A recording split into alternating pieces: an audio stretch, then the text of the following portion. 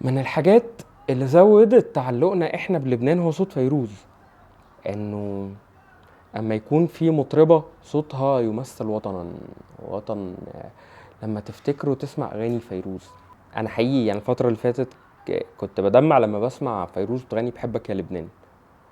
أم، بحبك يا لبنان.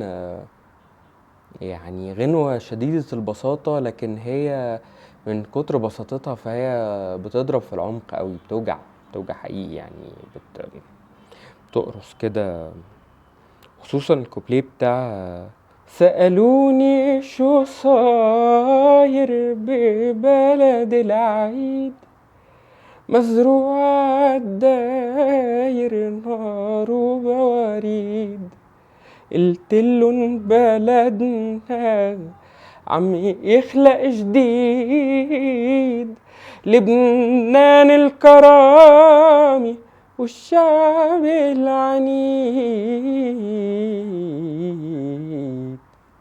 قلتلن بلدنا عم يخلق جديد، لبنان الكرامة والشعب العنيد.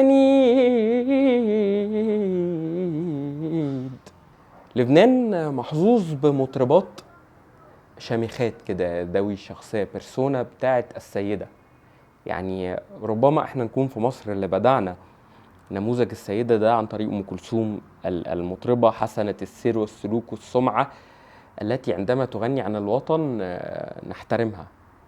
نفس المانيوال كانت السيدة فيروز حسنة السير والسمعة.